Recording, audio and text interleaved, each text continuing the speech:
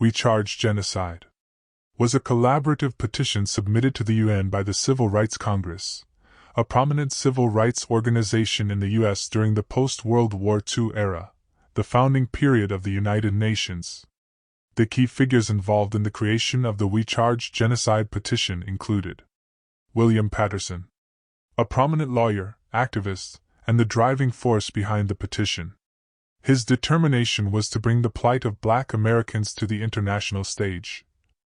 Paul Robeson, a renowned actor and singer at the time, lent his fame and voice to the cause by presenting the petition at the United Nations in New York. And W.B. Du Bois, a prominent intellectual and civil rights advocate. He added his name to the list of petitioners and lent significant credibility to the document. The petition, titled We Charge Genocide, the Crime of Government Against the Negro People, was presented to the United Nations in December 1951. At its core, the document accused the United States government of committing genocide against Black people. This petition coincided with the newly defined legal concept of genocide established by the United Nations in 1948. The petition meticulously documented a litany of genocidal abuses against Black Americans levied by the U.S. government, ranging from white supremacists' physical violence, such as lynching and killings, to structural genocide in laws and policies. The petition was presented simultaneously at two locations. William Patterson delivered it to the UN Assembly in Paris, while Paul Robeson did the same at the UN offices in New York. The document had a total of 94 signatories, including family members of victims who had suffered under the weight of racial genocide.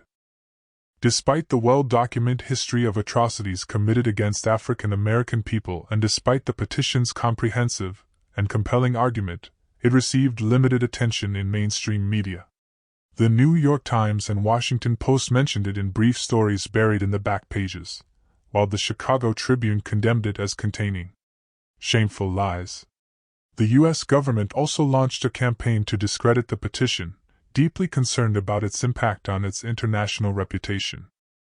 The U.S. government's ability to deflect attention from the genocide accusation in 1951 was aided by its position of power and influence within the United Nations. As a permanent member of the United Nations Security Council, the United States held and still holds veto power over any significant actions or resolutions. This meant that any attempt to formally accuse the U.S. of genocide was then, and would most likely today still be, blocked by the U.S. government, preventing any meaningful international investigation or trial. African and people of African descent have had the worst case of genocide carried out against its people in world history, and for the longest duration. Yet we still have not gotten justice as the genocide continues.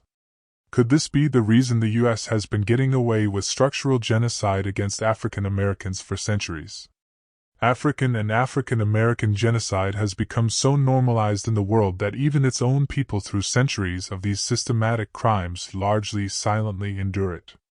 Much like in the case of Palestine, the U.S. continues to deny the atrocities it commits against African Americans.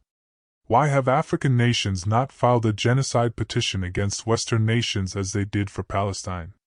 Could it be because of the veto power held by U.S. and France? Why have no African American organizations or independent African American lawyers refiled a modern petition of genocide against the United States for the ongoing structural genocide against our people in the U.S.? If the UN won't help, why does this organization exist, and why are African countries members? Why does the United States have immunity in the UN? Why is the United States not accountable to the International Criminal Court, ICC? If the plight of Black people continues to be ignored by these international bodies, then that means any nation can once again enslave, colonize, torture, and kill our people at leisure. What do you think should be done? A significant movement is gaining momentum in the United States, focusing on a critical issue. African Americans are committed to casting their votes exclusively for the Democratic candidate nominated for the U.S. presidential election who pledges to sign an executive order for reparations within the first week of taking office, preferably no later than the week of January 6, 2025. Should the nominated Democratic candidate fail to commit to reparations, African Americans are prepared to collectively abstain from voting in the 2024 presidential elections. It is imperative to emphasize that African Americans will not support any candidate who refuses to endorse an executive order for reparations by January 2025. If the demand for reparations is ignored or if Congress rescinds the Democratic executive order for reparations, African Americans will initiate further mass boycotts targeting corporations and the U.S. military.